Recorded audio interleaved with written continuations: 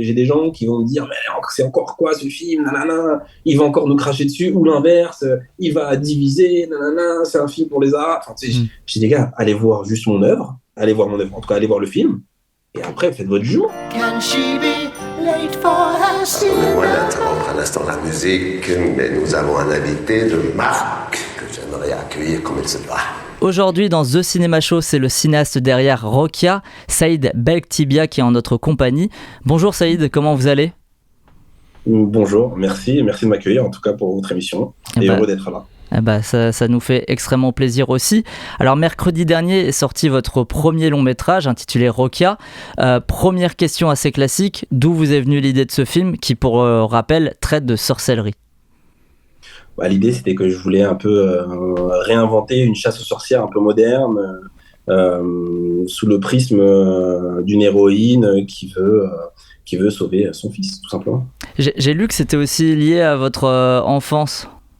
Oui, après, ces sujets-là sont un peu liés un peu à tous les jeunes issus un peu de l'immigration, où on a été confrontés à ces situations ou à ces séquences de vie où on ne sait pas si ça existe pas. L'ésotérisme est très présent, en tout cas chez nous, depuis très très longtemps. Oui, parce que les films de sorcières et de sorciers, on en a vu beaucoup dans le cinéma anglo-saxon, mais beaucoup moins dans le cinéma français. Et en plus, avec le contexte religieux musulman dont vous parlez, est-ce que c'était un challenge pour vous d'amener ce genre de film en France ?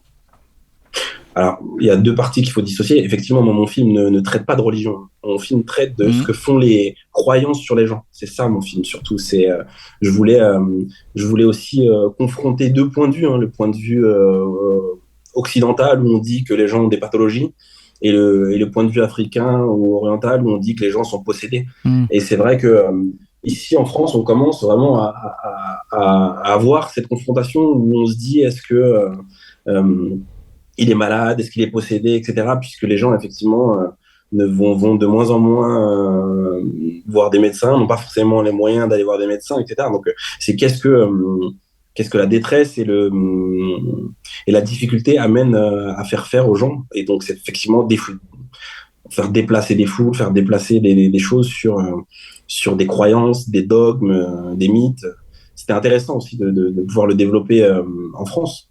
Et puis après, il y a la partie totalement artistique, évidemment. Moi, l'idée, c'était de faire aussi un vrai divertissement, un objet de cinéma qui me tient à cœur, parce que faut pas oublier que nous, on fait de l'image, on fait du cinéma. Donc, la chose essentielle, c'est quand on s'assoit dans une salle, c'est qu'on voit pas un champ contre champ un peu dégueulasse et se dire j'ai quand même vu un objet de cinéma, quoi. Ouais. On m'a raconté une belle histoire. Je sais pas si elle est belle, mais en tout cas une histoire.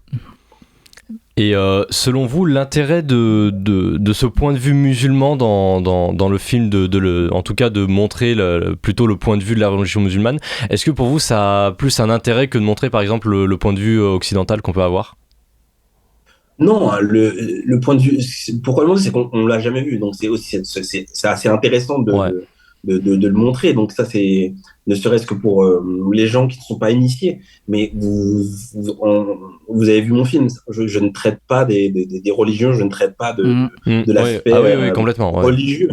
Non, mais c'est ce qu'on m'a reproché. Là, depuis le début, j'ai beaucoup de gens qui me disent ouais, mais ça va parler encore des religions, et ils vont encore nous caricaturer, que ce soit du côté occidental ou du côté musulman, peu importe. J'ai eu ces deux trucs, alors que non, c'est vraiment qu'est-ce que font les croyances sur les gens. C'est vraiment important de le dire, parce que c'est ce que à chaque fois je me retrouve avec encore quelque chose, encore un truc cliché, alors que mes combats et mon cinéma, en tout cas ce que j'ai envie d'emmener à la caméra, sont vraiment des convictions sincères, c'est-à-dire pas la caricature, d'être au juste et au mieux de la vérité.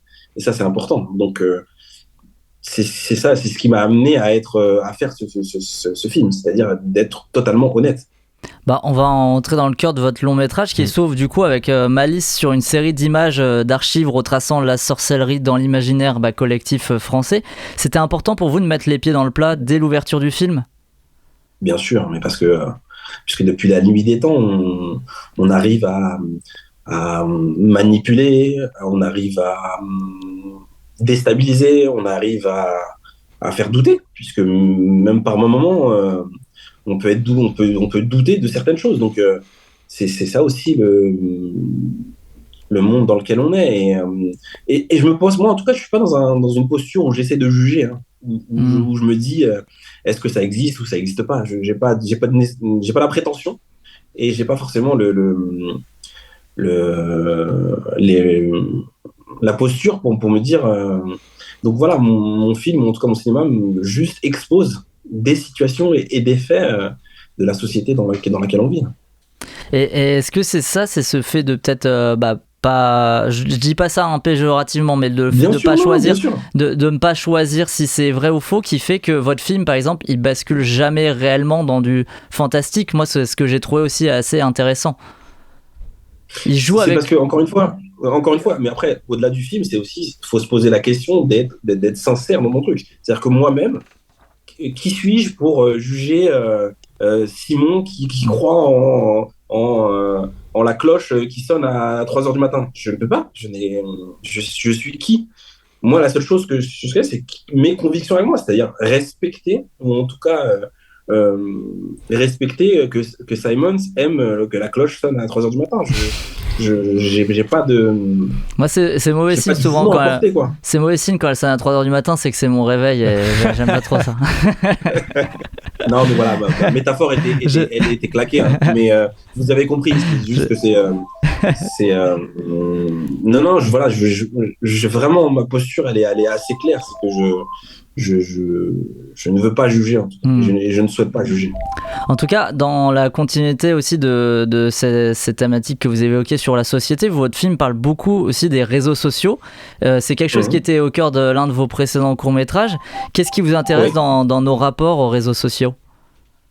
Mon rapport, c'est surtout, moi, c'est ce qui me commence un peu à me fatiguer, c'est surtout que on se retrouve à avoir les téléphones, ça devient pour moi le nouveau cancer du monde, quoi. C'est-à-dire que les gens n'ont plus forcément la gymnastique intellectuelle d'aller apprendre, d'aller s'éduquer, d'aller comprendre, d'aller analyser. Donc là, on a ce phénomène de fainéantise, de se dire, allez, on va taper un truc sur Internet et la première réponse, c'est la vérité absolue. Et c'est ce qui arrive souvent, hein. Moi, qu'est-ce qui m'a amené à faire mon premier court-métrage, qui est aussi une des thématiques, c'est que je fais partie d'un collectif qui s'appelle Courtrage où on est quand même assez ancré sur l'image, de comment on peut amener une certaine vérité dans une violence, ou peu importe, mais en tout cas, on est assez marqué, assez singulier. Et donc, des jeunes de mon quartier viennent me voir, me dire, Saïd, est-ce que tu peux nous aider? On aimerait faire un clip de rap.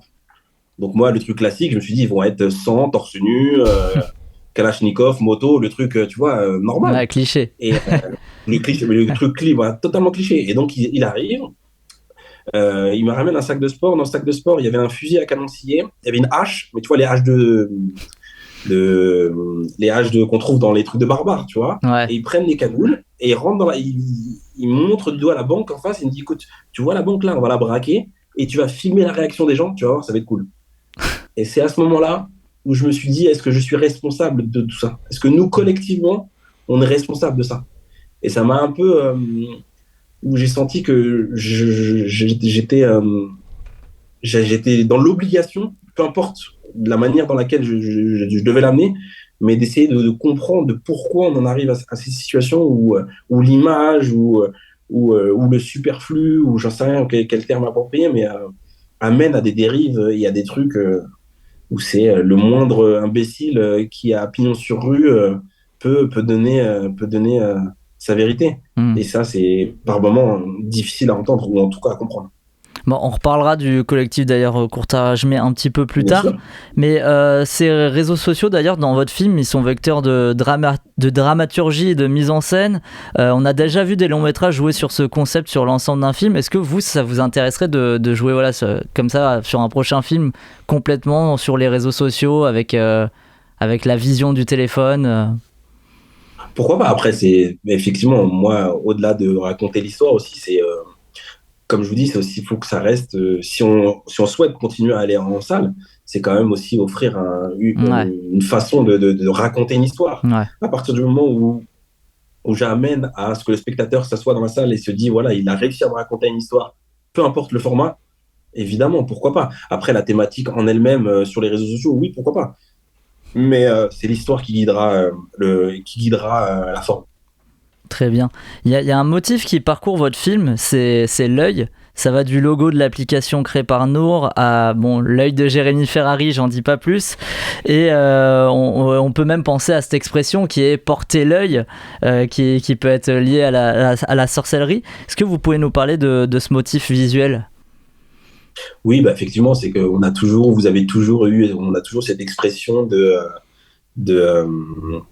ouais, il m'a acheté l'œil, on m'a porté le malheur, etc., etc. Donc, moi, j'ai utilisé ce petit truc pour que ça soit mon fil récurrent, c'est-à-dire que est-ce que vraiment le malheur nous suit, ou est-ce qu'on peut provoquer le malheur?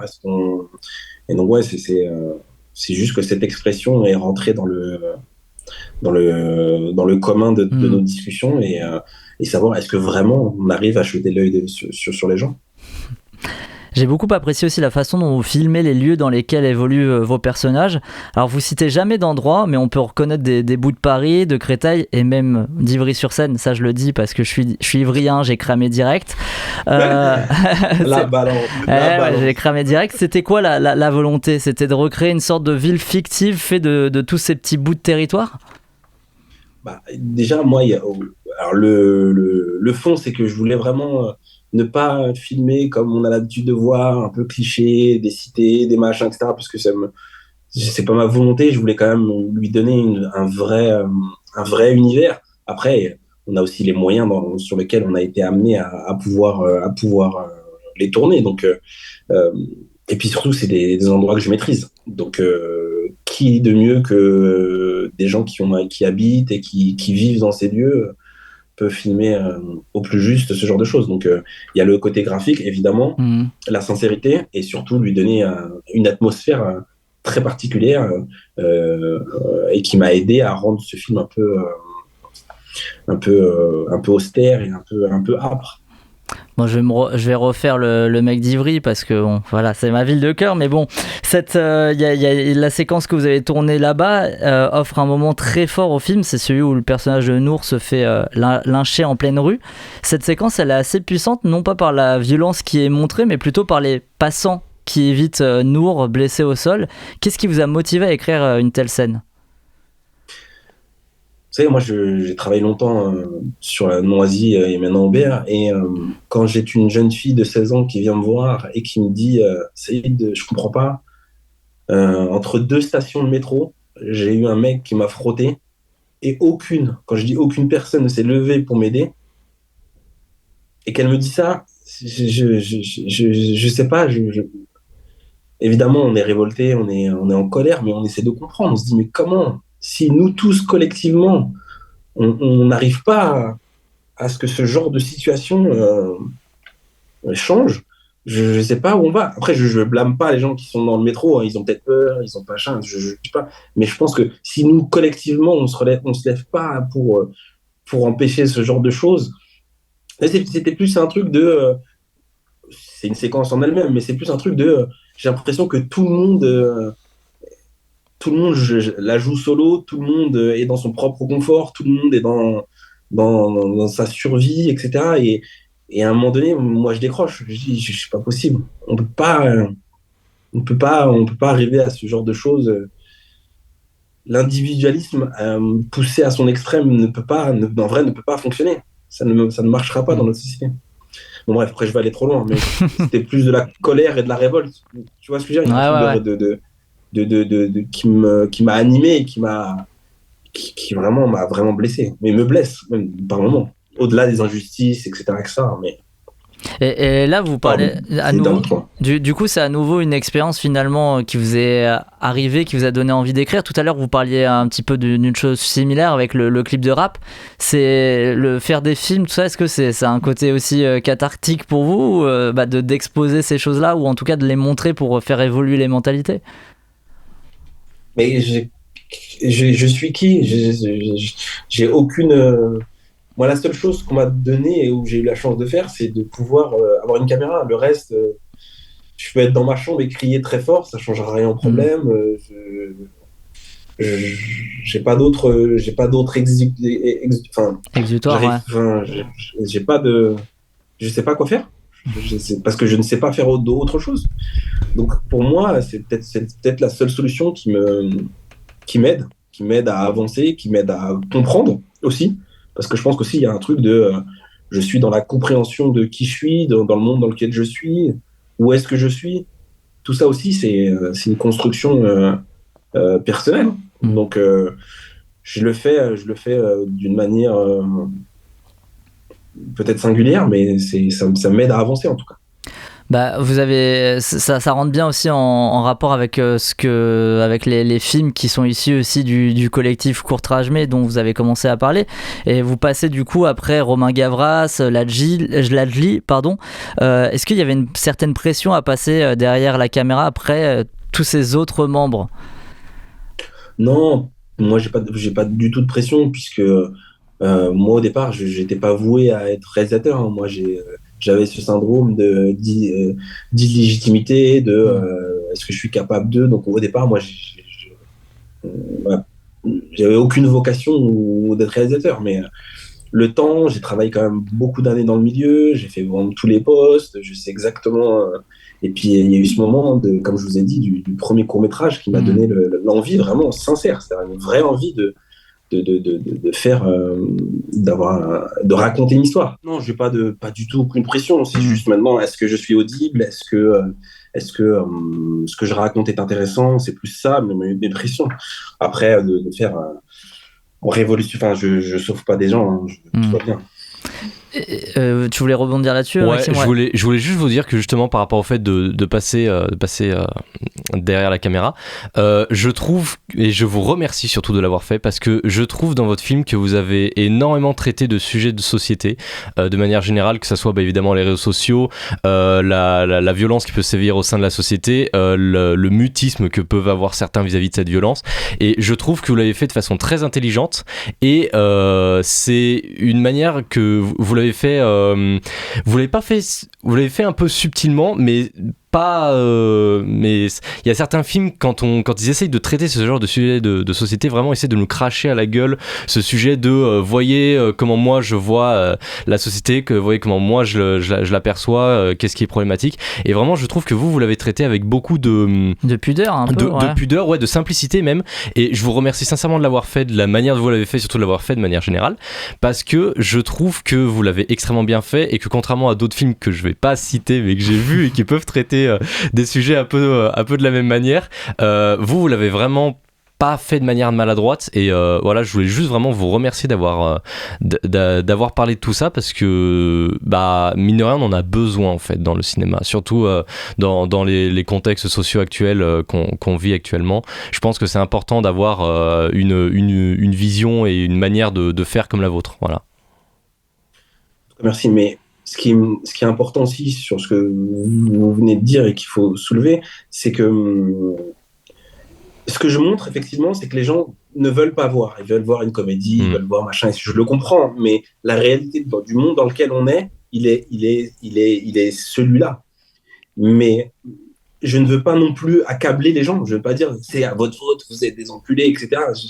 Encore une fois, je m'incrimine aussi dans ce truc-là. J'essaye maintenant de comprendre comment on peut essayer, et je dis bien encore essayer, puisque je ne sais pas si on y arrivera, et même ce mot est un peu présomptueux, essayer, mais de faire évoluer. C'est arrogant de dire ça, mais d'essayer de trouver des pistes de compréhension collective sur pourquoi on en arrive là, pourquoi on fait ceci.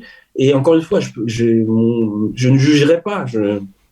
Qui suis-je, tu vois? J'ai été aussi un petit con, j'ai été aussi, on a tous fait, mais c'est juste que moi ça me ronge que les gens caricaturent, que les gens, vous avez vu ces montées de droite et à gauche, on n'arrive plus à se parler, on n'arrive plus à.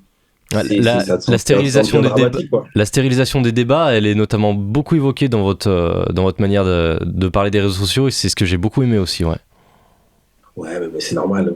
On a l'impression, là, des fois, je perds mon temps à entendre des gens qui disent de la merde ou qui n'ont même pas envie de. Non, mais c'est compliqué. comment quelqu'un qui rentre dans ce marasme peut faire le tri de toutes ces merdes? C'est compliqué. Et il y a un truc de manipulation, de trucs qui fait que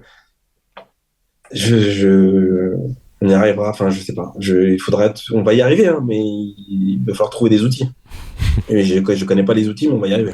Bah, on l'espère. Moi, je vais revenir un petit peu terre à terre avec. Je voulais finir sur le collectif Courtrajmé quand même, parce que Lajli, il est producteur du film. Qu'est-ce qu'il a apporté à Rokia? Bah, évidemment, il a ouvert un peu quelques portes parce que c'est quand même compliqué.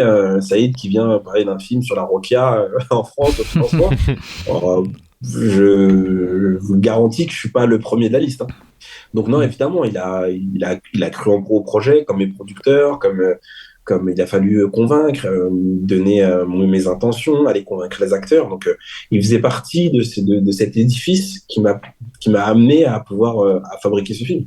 C'est Ouais. un des artisans aussi. Il a fait partie de cette maison, quoi.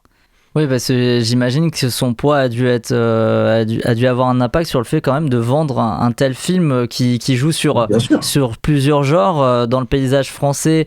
C'est pas courant. En plus, qui se passe dans des cités, tout ça. Bah là, il y en a certains déjà, je les vois qui commencent à criser. Donc effectivement, ça a pas dû être simple de vendre ce film.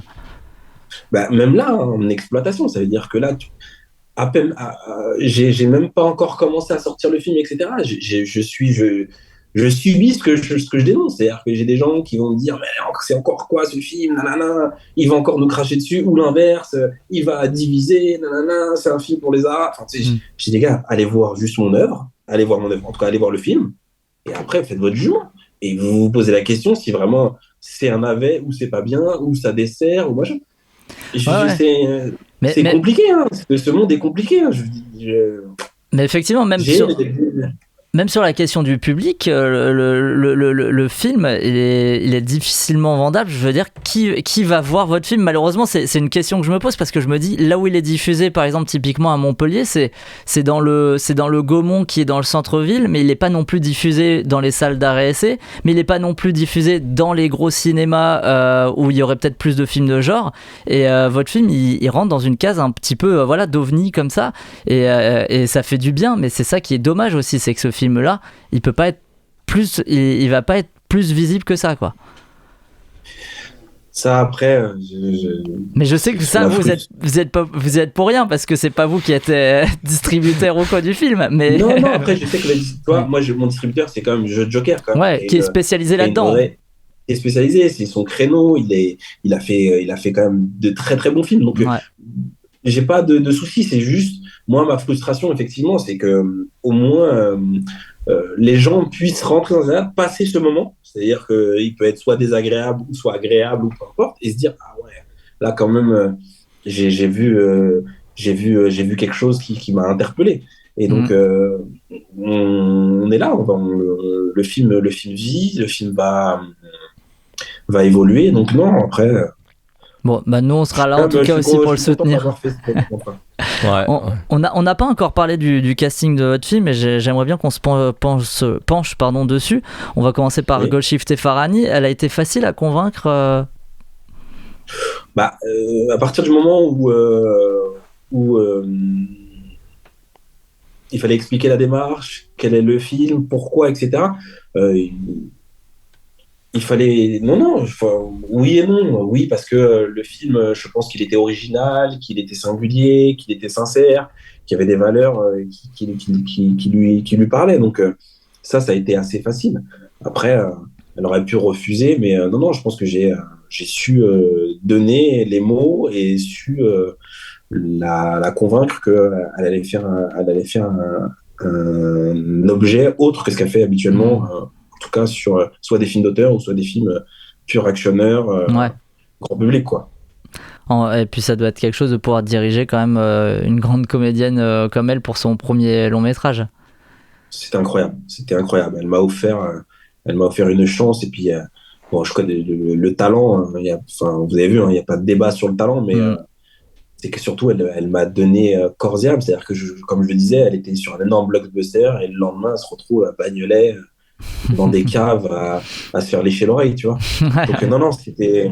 Non, mais c'est ça aussi qui est beau, c'est que elle a cru au film, elle l'a porté, et puis voilà. Donc, on a vu la performance qu'elle fait. Donc, à partir du moment où on sait ce qu'on fait, on est plutôt agréablement surpris. Donc, ouais, non, c'était plutôt une chance qu'un choix. Elle joue donc Nour, qui signifie lumière en arabe. C'est assez surprenant là aussi pour un film qui se déroule beaucoup de nuit. J'imagine que c'est pas anodin. Évidemment. Pour moi, elle incarne, au-delà de son actrice, mais au-delà de ses valeurs de combat, de résilience, etc. Je connais pas beaucoup d'artistes qui se battent autant. Ouais. On les connaît tous, où ils sont des artistes de façade. Quand ils ont besoin de militer parce qu'ils doivent gratter un peu d'image, ils le font. Mais elle est pas, enfin, tu vois, elle le fait vraiment sincèrement et avec le cœur. Pour le rôle d'Amin, donc son fils, c'est le jeune Amin Zarioui, pardon. Tu vas y arriver. Je vais y arriver. Qui a été donc sélectionné. Comment vous l'avez casté? Comment vous l'avez trouvé? Bah, au départ, j'ai fait moi le truc classique, c'est que j'ai demandé au directeur, aux directrices de casting de me trouver un truc, et bon, on m'a emmené des gens de théâtre, etc., etc. Ouais. Et puis ça me convenait pas. Et à un moment donné, j'ai dit, bah, écoute, on n'arrive pas à trouver. Et ben, j'ai été dans la rue, j'ai fait du casting sauvage, j'ai été dans les quartiers, j'ai fait des annonces. Et puis, j'en ai eu 100, 200, 300. Et puis, j'ai épuré jusqu'à trouver ce garçon qui est incroyable dans le film, en tout cas. Bah, très, très belle pioche là aussi. Ouais. Jérémy Ferrari est aussi au casting de votre film. Alors, lui, c'est assez surprenant parce que quand on voit son nom au générique, on est d'abord surpris par sa présence comme ça dans un film de genre. Puis on se dit en fait à la fin, mais pourquoi personne l'a jamais vraiment fait jouer avant vous? Comment vous êtes-vous dit qu'il ferait un bon Dylan? Bah après, comme je dis, c'est juste aussi avoir une vraie vision. Ce qui est bien, c'est que moi, j'étais certain du film que je voulais faire. C'est-à-dire que j'avais des certitudes. Il y a beaucoup de réalisateurs qui ont une histoire et qui se disent, bon, je vais l'adapter selon tel personnage, c'est le décor, etc. Et moi, j'ai été clair dans ce que je voulais. Et donc, comme je connaissais Jérémy et je savais son talent sur la faculté d'être noir, d'être sombre, etc., j'ai trouvé ça logique de lui proposer. Et au final, il le joue plutôt pas mal. Donc, non, non, c'était. Voilà, c'est une certitude. Les questions de quand je suis assez certain de ce que je voulais. Donc, voilà, j'ai été vers lui direct. Il a accepté. J'ai eu la chance qu'il a accepté aussi. Donc, Bah, on s'attend plutôt à le voir dans une comédie à la base, même si j'aime pas trop ces cases qu'on a, mais finalement lui il aura fait son Ciao Pantin avant d'avoir avant d'avoir vraiment une carrière de comique ou quoi. Mais bon, au cinéma je parle bien évidemment. oui, après, moi, comme je vous dis, peu importe comme si la forme, c'est qu'est-ce qu'on raconte et avec qui on la raconte. Après, la forme, que ça soit de l'humour, si on sait raconter des histoires, si on sait emmener les gens, si on arrive à procurer de l'émotion, je pense que peu importe que tu sois humoriste, théâtre, peu importe. Ouais. Il faut juste savoir le faire, quoi. Bah, de toute façon, ces différentes tonalités, elles se ressentent aussi dans votre film, puisque on a parlé beaucoup du côté sombre, mais il y a aussi certaines touches d'humour pendant votre long métrage. Et rien que voir, moi, Alexis Mananti avec une perruque, juste ça me fait déjà rire, en fait. Ouais, après, moi, j'ai toujours voulu faire. Après, c'est une volonté artistique, hein. J'ai toujours été inspiré par le cinéma sud-coréen Ouais. et ce truc d'être extrêmement singulier dans la façon de faire, dans la façon de procéder, de traiter les sujets. Je me suis dit, mais putain, mais pourquoi en France on fait pas ça, quoi? Pourquoi les gens ne prennent pas le courage alors que je sais pas si j'ai réussi, hein, mais allons-y, faisons-le, allons-y, traitons cette violence, cette dérision, ce traitement de trucs. Ça, je comprenais pas pourquoi on le faisait pas. Donc, Je sais pas si j'ai réussi, mais en tout cas, c'était ma volonté, en tout cas. Bah en tout cas, ça fonctionne bien et je reconnais effectivement cette influence du cinéma coréen avec où on peut passer du dégoût à la violence au rire en une seconde et là c'est ce qu'on a aussi dans votre long métrage. Est-ce que vous avez un petit mot à dire aussi sur Denis Lavant, véritable légende du cinéma français et qui participe aussi à votre long métrage? Denis Lavant, c'est un monsieur, hein. C'est-à-dire que là aussi, j'ai eu une chance incroyable. J'avais besoin de trucs. J'ai été le voir, mais comme un enfant qui allait voir son Zidane, tu vois. Et donc, moi, je vais voir Denis. Je lui dis, écoute, Denis, j'ai un film à te proposer. Il me dit, c'est quoi? Qu'est-ce que tu me racontes? Et donc, il dit l'histoire. Il me dit, t'es sûr? J'ai dit, oui, je suis sûr. Il m'a regardé dans les yeux. Il m'a dit, t'es sûr que tu veux le faire? Je dis, oui. On s'est serré la main. Ça a duré 15 secondes.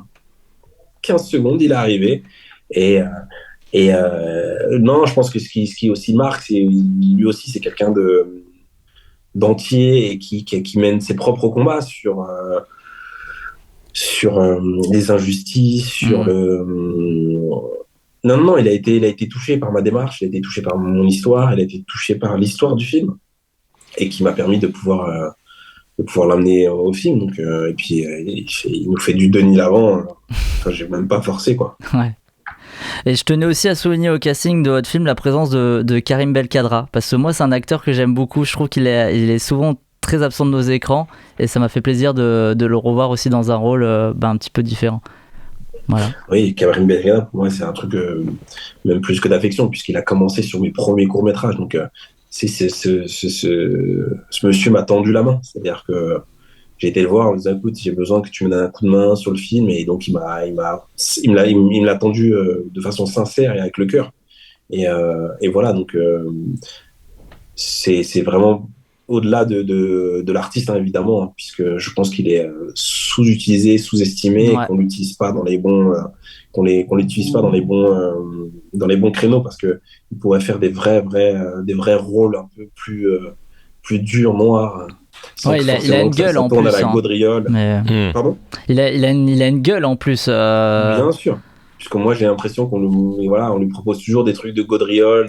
Bon, après, c'est normal, mais il mérite, non seulement il mérite, mais il a le talent pour aller très. Enfin, je pense il pourrait faire des gros rôles. J'en suis même persuadé. Bon, bah peut-être dans un de vos prochains longs métrages, pourquoi pas aussi. Certain. Est-ce que vous travaillez déjà sur un nouveau projet? Oui, on bosse toujours évidemment sur plusieurs projets à la fois, mais là j'essaie de sortir mon film, je vois un peu comment je vais être audible, comment je vais exploiter le truc, mais évidemment je vais traiter d'autres sujets et continuer, si on me laisse évidemment la chance de pouvoir le faire. Ouais, j'espère que votre voix singulière pourra se poursuivre parce que voilà, comme je l'ai dit, c'était assez singulier et assez rafraîchissant dans ce paysage français. Ça fait du bien de voir des films comme ça ça change. Ouais. Le problème, c'est pas, moi j'aimerais bien, mais après est-ce qu'on nous autorisera, est-ce que le monde cinématographique nous autorisera à pouvoir continuer à exister de façon autre que en faisant des vannes de mauvais goût. Je suis mauvais. J'ai été mauvais. Non, mais pas gentil. Ça se comprend parce que quand on voit certains films qu'on a pu voir, ça se comprend. Mais et puis bon, il faut se dire, si votre film là existe maintenant, c'est qu'il y a quand même des petites portes qui ont réussi à s'ouvrir et on va rester positif, hein. Et voilà, les portes vont encore s'ouvrir en plus grand. Oui. Non, c'est sûr. Non, mais je suis totalement ironique, évidemment. Oui. On a la chance quand même notre pays nous permet de pouvoir faire ce genre de choses. Donc, c'est une chance énorme. On va juste se battre. Il va falloir qu'on se batte pour qu'on continue et qu'on puisse proposer autre chose et en tout cas continuer à pouvoir défendre des histoires qui nous tiennent à cœur. On termine toujours. Pardon. Ouais, on termine toujours par la même question dans The Cinema Show. Cette question, c'est la suivante. C'est quoi le dernier film au cinéma ou même à la maison qui vous a marqué et que vous voudriez recommander? Alors, c'est un vieux film, mais ça, je le conseille, c'est I Saw the Devil. Ok, j'ai rencontré le diable. Film coréen, du coup.